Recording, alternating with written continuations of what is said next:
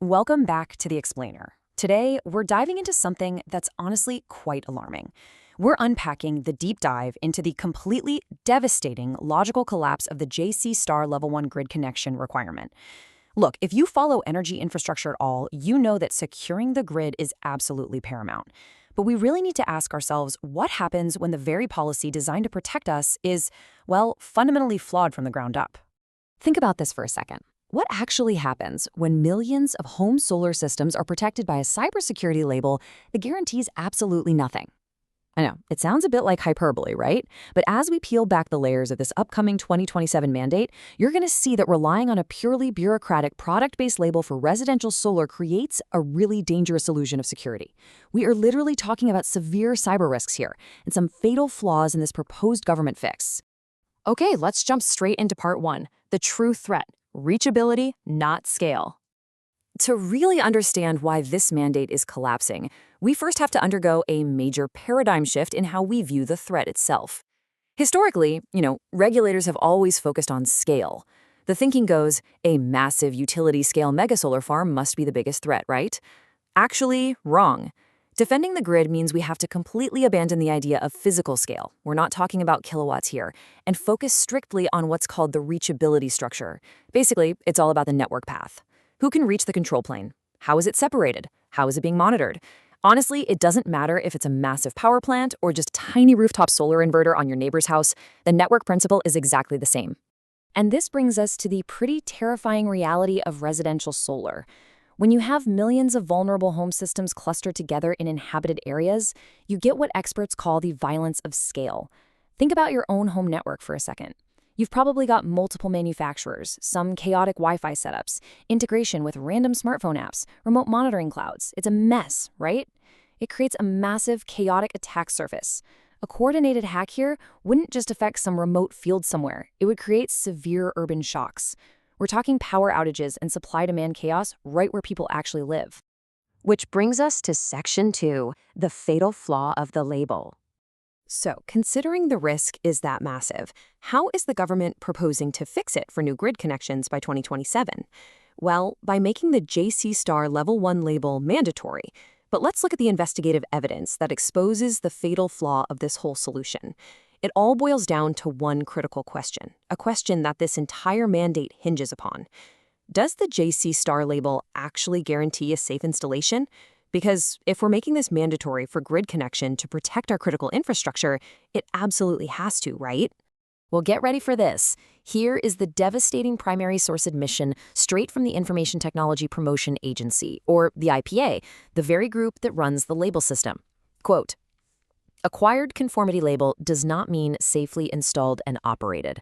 They explicitly state that the effectiveness of the label does not change depending on where the labeled product is installed. So the absolute crucial takeaway here is this. The label assumes direct internet exposure and guarantees absolutely zero installation safety. All it means is that the isolated box itself met some minimum requirements in a lab setting. It doesn't care one bit if the installer left every single port wide open to the public internet on a home Wi-Fi network. And, this just brilliantly illustrates the sheer absurdity of the arbitrary line being drawn here. Because the label is just a product category requirement, we get this entirely bizarre scenario. The solar inverter, the energy equipment, is heavily regulated and has to have this label. But the general purpose PC, the cheap smart home gadgets, and the incredibly vulnerable home router sitting on the exact same local area network? Completely ignored. They literally drew a line strictly around energy equipment just to avoid the political backlash of regulating consumer internet devices. It completely ignores how network reachability actually works in the real world. Let's move on to Section 3, the blatant double standard. Now, if you think drawing a line around the inverter is logically inconsistent, just wait until you see how other renewable energy sources are treated by the exact same regulatory body. According to the materials from the 21st Grid Code Study Group, wind power is getting a totally different and, frankly, much smarter treatment. Wind power regulations actually focus on boundary-based defenses, things like putting up gateways and firewalls to protect the network. It's standard, sensible cybersecurity. But solar power? Solar is being forced into these completely illogical, individual product-based label mandates that, as we literally just learned, guarantee absolutely nothing about the actual network boundary, which forces us to stop and ask, Why does the core network security principle completely change based solely on the power source? I mean, a network is a network. A cyber threat is a cyber threat. There is zero technical justification for this glaring regulatory discrepancy.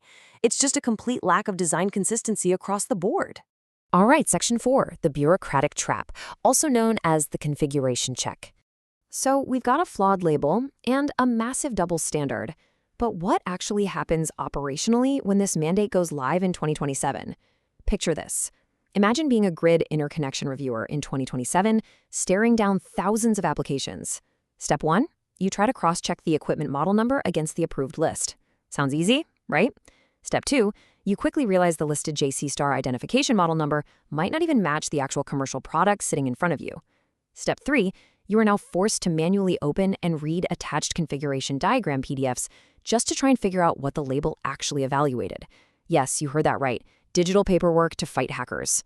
And step 4, even if you manage to match it, you have to guess if this label was just granted as a hidden exception.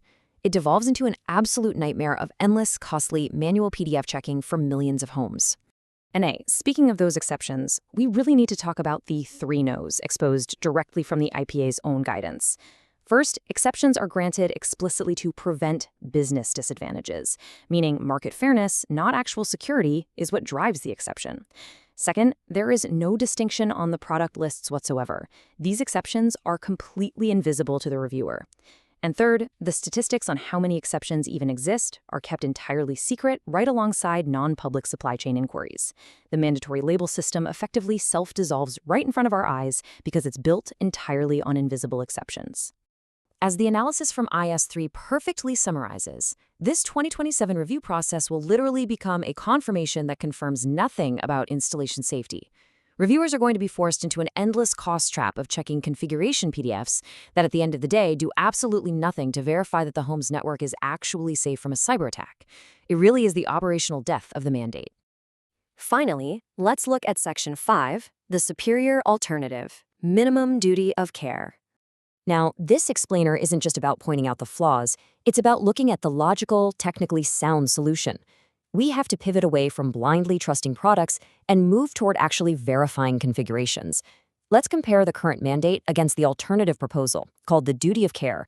It's honestly a night and day difference. The flawed label focuses merely on enclosure conformity. The duty of care? It focuses on actual boundary and network security. While the label explicitly ignores installation safety, the duty of care verifies the actual real-world configurations. And where the label totally ignores what happens the day after it's issued, the duty of care assigns a continuous update responsibility. The core elements of this minimum duty of care approach are precisely what actually mitigates that violence of scale we talked about earlier. By focusing on network boundaries, enforcing directional control, maintaining access logs, and managing continuous updates, we apply true network security principles, which, by the way, is exactly what they are already doing for wind power. In the superior model, the JC Star label isn't the whole defense. It's just treated as a supplementary deemed conformity measure. Like, it's just one piece of a much smarter puzzle.